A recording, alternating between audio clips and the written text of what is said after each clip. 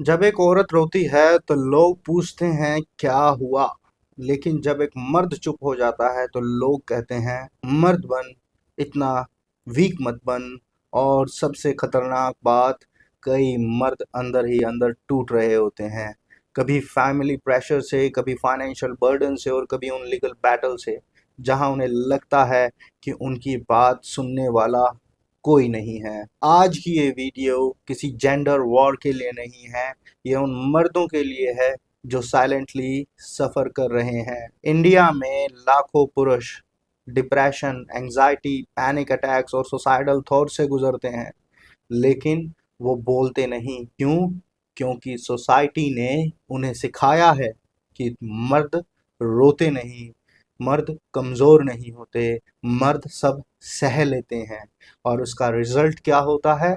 बहुत सारे पुरुष इमोशनली नंब हो जाते हैं, कुछ शराब में डूब जाते हैं, कुछ एग्रेशन में रहने लग जाते हैं और कुछ अंदर ही अंदर ख़त्म होने लगते हैं। अब एक सेंसिटिव टॉपिक, कई पुरुषों को लगता है कि कुछ इंडियन लॉज का उनके खिलाफ मिसयूज हो सकता है, जैसे कि डोमेस्टिक वायलेंस की allegations, dowry harassment complaints, false harassment accusations and child custody battles plus maintenance disputes.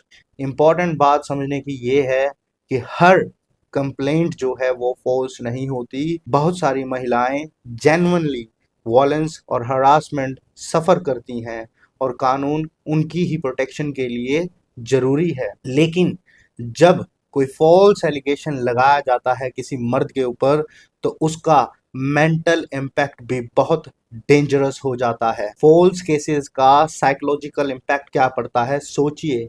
एक आदमी पर अचानक आरोप लग जाएं, उसको पुलिस स्टेशन के चक्कर काटने पड़ जाएं, सोसाइटी की जजमेंट्स उसे फेस करनी पड़े, रिलेटिव्स की बातें सुननी पड़े, उसकी जॉब पर असर पड़ रहा है, उसके पेरेंट्स की इंसल्ट हो रही है और सोशल मीडिया ट्रायल चल रहा हो उसका।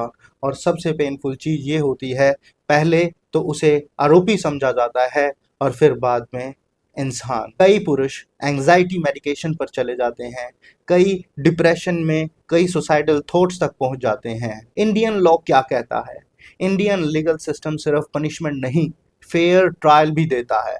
अगर किसी व्यक्ति पर फॉल्स केस लगाया गया हो तो लॉ रेमेडीज भी देता है, जैसे फॉल्स एविडेंस पर एक्शन लिया जा सकता है, डिफेमेशन रेमेडीज हैं, क्वॉशिंग ऑफ पिटीशन है, एंटीसिपेटरी बेल है, cross complaints in certain situations that you can file against that woman और दैट मैन।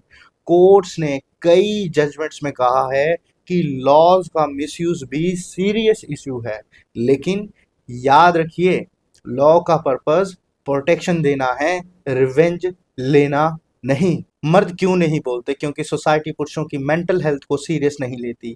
अगर आदमी रो दे तो ड्रामा कर रहा है, अगर स्ट्रेस बताए तो वीक है, अगर डिप्रेशन बताए तो कहते हैं कि भी इसको लग्जरी प्रॉब्लम है। और यही साइलेंस डेंजरस बन जाता है। कई पुरुष तो इमोशनल अब्यूज भी फेस करते हैं, लेकिन रिपोर्ट नहीं करते।